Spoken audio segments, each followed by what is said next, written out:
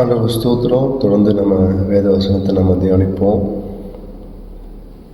Mark எழுதின சுவிசேஷம் 5ஆம் அதிகாரம் 21 முதல் 43 வரைக்கும். மார்க் எழுதின சுவிசேஷம் 5ஆம் அதிகாரம் 21 முதல் 43 வசனங்கள் வரைக்கும் நம்ம தியானிப்போம். ஒவ்வொரு முறை ஆண்டவர் ஃபஸ்ட்டு கடலில் வந்துட்டு இருக்கும்போது ஒரு பெரிய சீற்றம் வந்ததை பார்த்தோம். அப்புறம் கடல்லேருந்து இறங்கின உடனே அந்த லேகியோன் பிசாசு ஆண்டவர் சுகப்படுத்துகிறாரு. அப்புறம் அங்கேருந்து மறுபடியும் கடல் ஏறி இன்னொரு பக்கம் கரை இறங்கும்போது இப்போது நம்ம பார்க்குற இந்த சம்பவங்கள் நடக்குது. இப்போது இயேசுவை சுற்றி நிறைய ஜனங்கள் கூடியிருக்கிறாங்க. அப்போ ஜெப ஆலய தலைவர் ஒருத்தர் வரார். அவர் பேர் யவீரு. அவர் இயேசுவை பார்த்த உடனே ரொம்ப பணிந்து தன்னை தாழ்த்தி குனிஞ்சு அவரை வணங்கி ரொம்ப தாழ்மையாக ரொம்ப தயவாக, என் மகன் செத்து கொண்டிருக்கிறா, அவள் பலவீனமாக இருக்கா, நீங்கள் அவளுக்காக ஜெபம் பண்ணணும், உங்கள் கையை அவன் மேலே வைக்கணும் அப்படின்னு சொல்லி ரொம்ப கெஞ்சி கேட்குறாரு. இந்த பொதுவாக ஜெப ஆலய தலைவன் அப்படிங்கிறது ரொம்ப ஒரு கனமான ஒரு பதவி, ஒரு ஊழியக்காரர் மாதிரி ரொம்ப ஒரு கனமான பதவி. அப்போ இந்த இயேசு வாழ்ந்த நாட்களில் ஒரு கூட்டம் இயேசுவை ஏற்றுக்கொள்ளுது, இன்னொரு கூட்டம் இயேசுவை ஏற்றுக்கலை. முக்கியமாக இந்த தலைவர்கள் இப்படிப்பட்ட ஆட்கள் ஆண்டவரை ஏற்றுக்கிறதுக்கு தயங்குறாங்க. ஏன்னா இயேசுவை ஏற்றுக்கொண்டால் அந்த ஜெப ஆலயத்திலிருந்து புறம்பாக்கிடுவாங்க அப்படிங்கிற ஒரு பயமும் இருந்துச்சு. அதனால் நிறைய பேர் வெளிப்படையாக இயேசுவை ஏற்றுக்கலை. சாதாரண மக்கள் ஈஸியாக ஏற்றுக்கிட்டாங்க. ஆனால் இந்த தலைவர்கள் எல்லாம் ஆண்டவரை ஏற்றுக்கொள்கிறதற்கு ஒரு தயக்கம் இருந்துச்சு, ஒரு பயம் இருந்துச்சு. ஆண்டவரை ஏற்றுக்கிட்டால் ஏதாவது பண்ணிடுவாங்க அப்படின்னு சொல்லி ஒரு பயம் இருந்துச்சு. ஆனால் இந்த ஜெப ஆலய தலைவர் ஒரு பெரிய பதவியில் இருந்தாலும், மதிப்பிற்கு மரியாதைக்குரிய ஒரு பெரிய பதவியில் இருந்தாலும், எல்லா ஜனங்களும் கூடியிருக்கும்போது இயேசுக்கிட்ட தன்னை தாழ்த்துறாரு. அவருடைய பதவியை பெருசாக நினைக்கல, சமுதாயத்தில் இருந்த அந்த அந்தஸ்தை பெருசாக நினைக்கல. ஆனால் அவருடைய மகளுக்கு உடம்பு சரியாகணுங்கிறதுக்காக அவர் தன்னை தாழ்த்துறாரு. இயேசுவுக்கு முன்னாடி தன்னை தாழ்த்தி அவருக்கு இருந்த பதவியிலிருந்து இறங்கி அவரை ஆண்டவருக்கு முன்னாடி வெறுமையாக்குறார். அப்படி அவருடைய சூழ்நிலை யோசிச்சு பாருங்க. மகன் செத்து கொண்டு இருக்கிறா. அவள்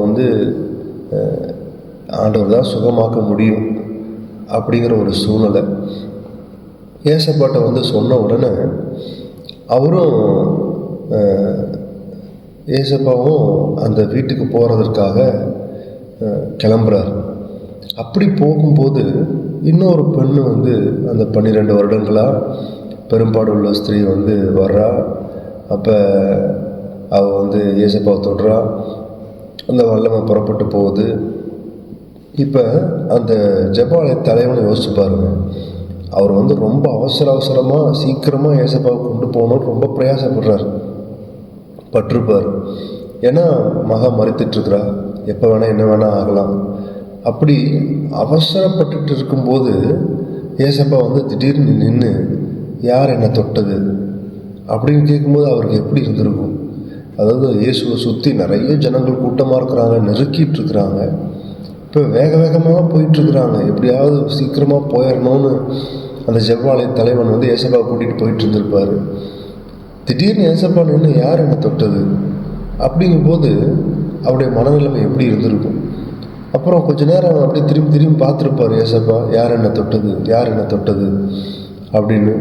அப்போ ஒரு பெண் ரொம்ப பயந்துட்டு முன்னாடி வர்றா. இப்படி இந்த சூழ்நிலையெல்லாம் போயிட்டுருக்குது. இந்த சம்பவம்லாம் நடந்துட்டுருக்கும்போது அவர் கோவப்படலை. ஆண்டவரே, என் பொண்ணு செத்துட்ருக்கா, நீங்கள் என்ன யார் என்ன தொட்டதுன்னு கேட்குறீங்க இவ்வளோ கூட்டத்தில் அப்படின்னு சொல்லி ஒரு கோபப்படலை. ஆண்டவர் இயேசு கிறிஸ்து வரணும்னு கட்டாயப்படுத்தலை. அவர் பொறுமையாக இருக்கிறார். மகளுக்கு என்னதான் மகளுக்கு இப்படிப்பட்ட ஒரு சூழ்நிலை இருந்ததுன்னா எவ்வளோ வந்து ஒரு பரபரப்பாக ஒரு அவசரத்தில் இருந்திருப்பாங்க. ஆனால் இந்த ஜெபாலய தலைவன் வந்து தன்னை தாழ்த்தினது மட்டும் இல்லாமல் ஆண்டவருக்காக காத்திருக்கிறார், வெயிட் பண்ணுறாரு, அவர் வர வரைக்கும் காத்திருக்கிறார்.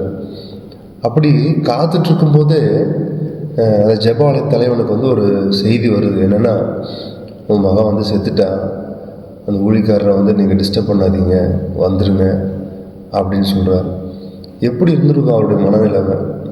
நான் தான் அவசரமாக வர சொன்னேன், சீக்கிரமாக போயிருக்கலாம், கொஞ்சம் நீங்கள் நின்று யார் தொட்டது, யார் என்ன பார்த்ததுன்னு சொல்லி கேள்வி கேட்டுட்டு இப்படி டைம் ஆக்கி என் பொண்ணு செத்துட்டாலே இப்போ என்ன பண்ணுறது, எல்லாம் உங்களால் தான் அப்படிங்கிற மாதிரி எந்த ஒரு காரியமும் சொல்லலை, எந்த ஒரு குறையும் சொல்லலை. அவர் அப்படியே உடஞ்சி போய் நின்றுருந்துருப்பார். அப்போ ஏசப்பா வந்து சொல்கிறாரு, உன் விசுவாசத்தை விட்டுறாத, இந்த விசுவாசத்தோடு இரு, பயப்படாத அப்படின்னு வந்து சொல்கிறாரு. அப்படி சொல்லும்போது திரும்ப அந்த ஜெபாலய தலைவனுடைய வீட்டுக்கு போகிறாங்க. போகும்போது எல்லாரையும் ஏசப்பா கூட்டிகிட்டு போல, பேதுரு, யாக்கோபு, யோவான் இவங்களை மட்டும் கூட்டிகிட்டு போகிறாரு. இப்போ ஒவ்வொரு காரியமாக நம்ம பார்க்கலாம். அப்போ ஏசப்பா வந்து அற்புதங்கள் செய்யும்போது, அதிசயங்கள் செய்யும்போது, மரித்தவங்க உயிரோடு எழுப்பும்போது பெரிய கூட்டத்தை வந்து, அதாவது ஒரு முக்கியமான ஒரு சம்பவத்தை, ஒரு அதிசயத்தை, அற்புதத்தை செய்யும்போது பெரிய கூட்ட ஜனங்களை அவரோடு இருக்கும்படி அனுமதிக்கலை. ஆனால் பேதுரு, யாக்கோபு, யோவான் அப்படி ரொம்ப சின்ன கூட்டத்தை மட்டும்தான் ஆண்டவர் வந்து அனுமதிக்கிறார். ஏன் அப்படின்னா, அவர் அற்புதம் செய்கிற அந்த இடத்துல தன்னை விசுவாசிக்கிற கூட்டத்தை, தன்னை நம்புகிற ஒரு கூட்டத்தை அவர் பக்கத்தில் வைக்கணும்னு நினச்சார்.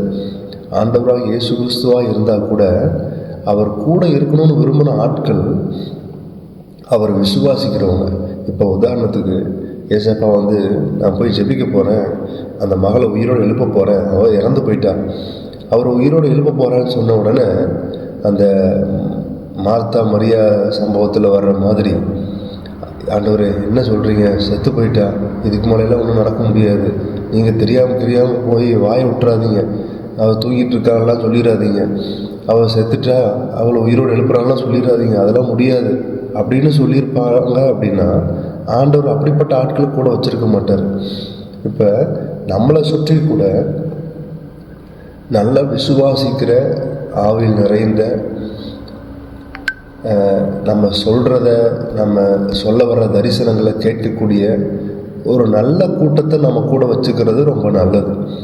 நம்ம ஏதாவது சொன்னால் அது முடியாது, அது நடக்காது அப்படின்னு ஒரு விசுவாச குறைபாடில், ஒரு சந்தேக புத்தியில் பேசுகிற ஜனங்கள் வந்து நம்ம கூட வைக்காமல், ஆவிக்குரிய வாழ்க்கையில் சரியான இருதயத்தோடு நம்முடைய தரிசனத்தை புரிந்து கொள்ளக்கூடிய, ஏதாவது கஷ்டமாக இருந்தால் கூட, முடியாதுன்னா கூட அதை எப்படி சரி பண்ணலாம்னு யோசிக்கணுமே ஒழிய, நம்மளை டிஸ்கரேஜ் பண்ணுற ஒரு ஆட்களாக அப்படிப்பட்ட கூட்டத்தை நம்ம பக்கத்தில் வைக்கக்கூடாது.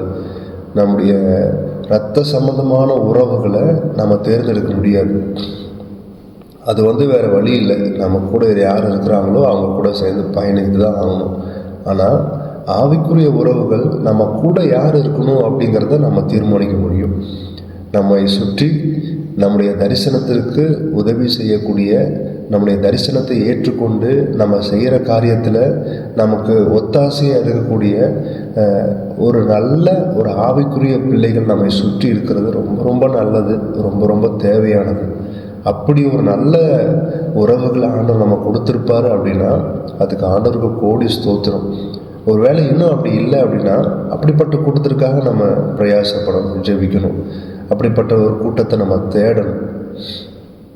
நம்மை சுற்றி ஆண்டவர் விசுவாசிக்கிற, ஆண்டவர் நம்ம கொடுத்துருக்கிற தரிசனத்தை, பாரத்தை சரியாக புரிந்து கொண்டு செயல்படுத்தக்கூடிய ஒரு நல்ல ஒரு ஆவிக்குரிய உறவுகள், ஆவிக்குரிய சொந்தங்கள் நம்மை சுற்றி இருக்கிறது ரொம்ப நல்லது.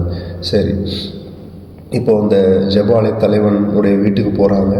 அங்கே போன உடனே அந்த பெண்ணு வந்து யாரும் பக்கத்தில் ஆண்டவர் விடலை. அந்த பெண்ணை பிடிச்சி அவர் வந்து கையை பிடிச்சி தலித்தா கும்மி அப்படின்னு சொல்கிறாரு. உடனே அந்த பொண்ணு எழும்பி அவ வந்து நடக்க ஆரம்பிக்கிறா. எல்லாரும் ஆச்சரியப்படுறாங்க.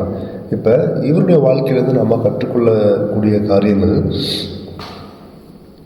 நம்ம எப்படிப்பட்ட ஒரு பெரிய பதவியில் இருந்தாலும், ஒரு சமுதாயத்தில் ஒரு பெரிய அந்தஸ்தில் இருந்தாலும், ஆண்டவர் முன்னாடி தாழ்த்துவது நம்ம ரொம்ப நல்லது.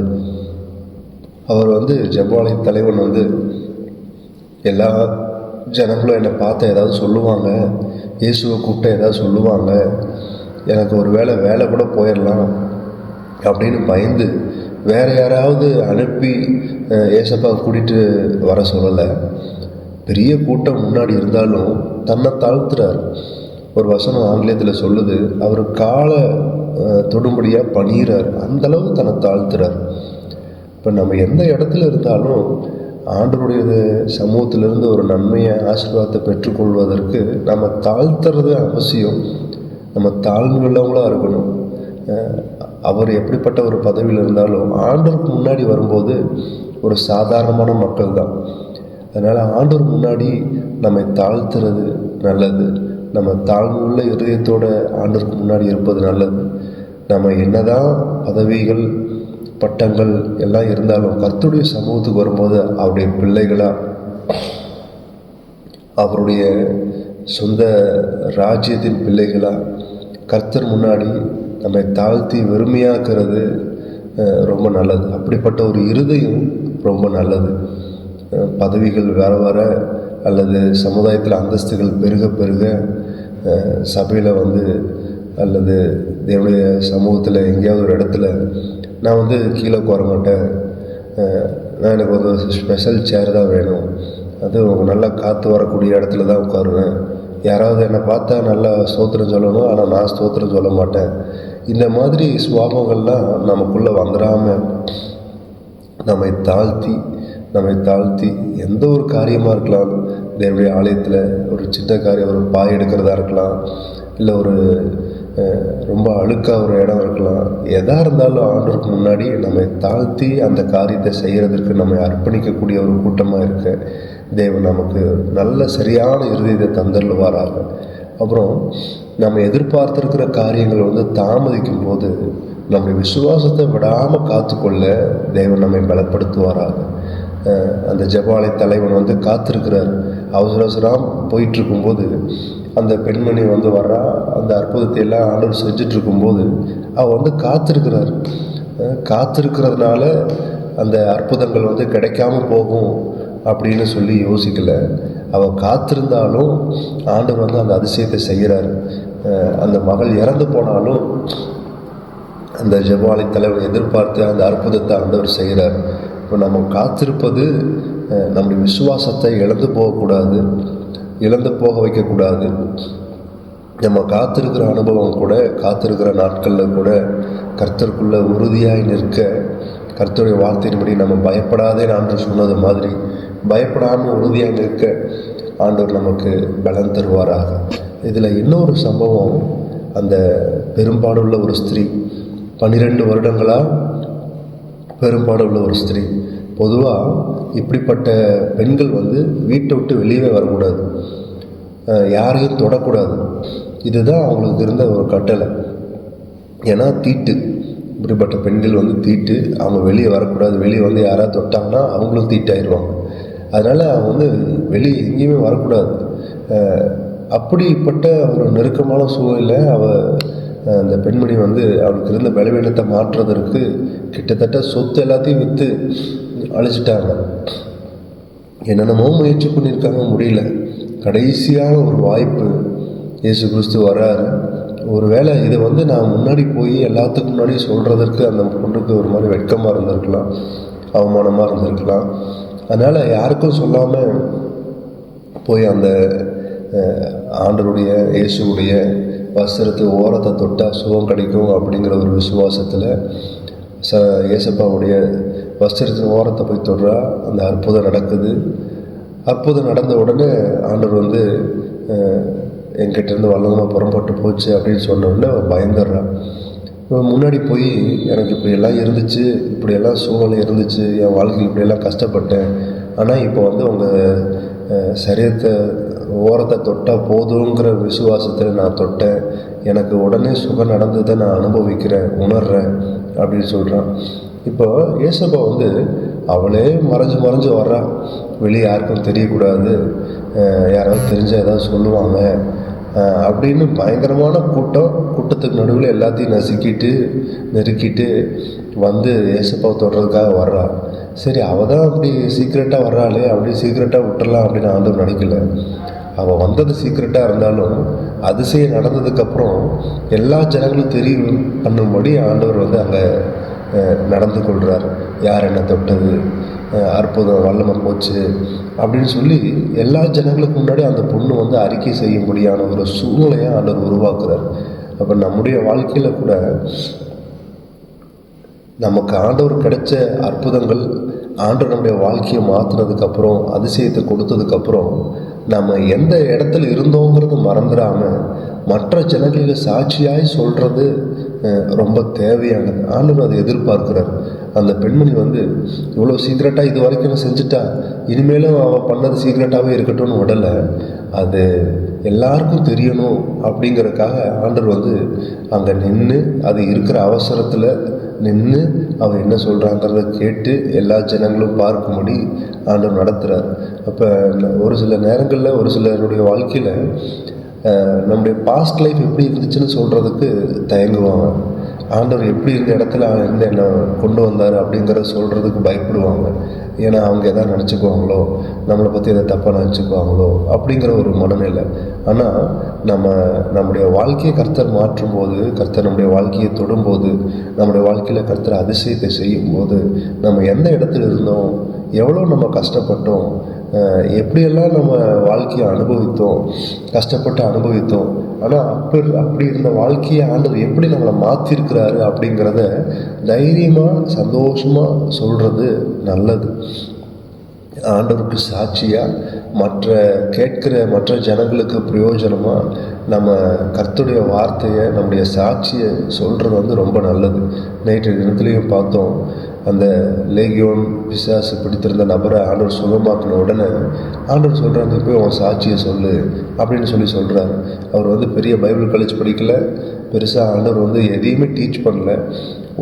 சுகம் கிடச்ச உடனே ஆண்டவர் கொடுக்குற ஒரு ஊழியம், போய் சாட்சி சொல்லு அப்படின்னு. அது மாதிரி நமக்கு ஆண்டவர் நம்ம வாழ்க்கையில் செஞ்ச நன்மையை சாட்சியாக சொல்கிறதுக்கு நம்ம வெட்கப்படக்கூடாது.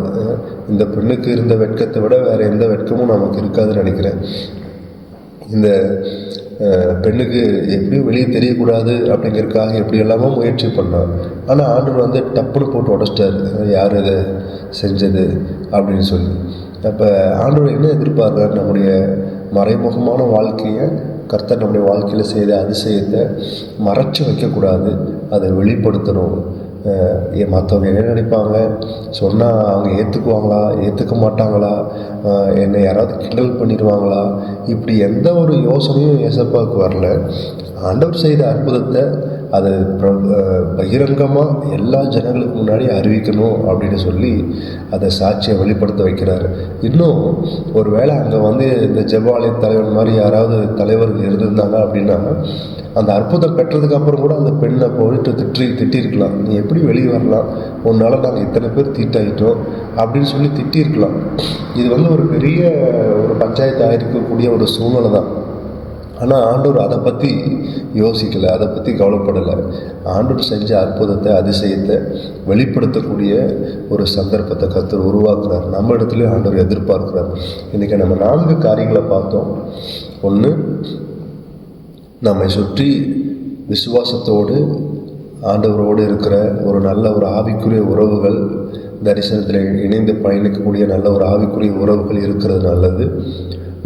ரெண்டாவது, நம்ம எப்படிப்பட்ட ஒரு பதவியில் இருந்தாலும், உலக பிரகாரமாக ஒரு மேன்மையான ஒரு இடத்துல இருந்தாலும் கர்த்தருக்கு முன்னாடி நம்மை தாழ்த்துவது அவசியம். மூணாவது, நம்ம எதிர்பார்த்துருக்கிற காரியங்கள் வந்து தாமதமாகும்போது நம்ம விசுவாசத்தை விட்டுறணுங்கிறது அவசியம் இல்லை.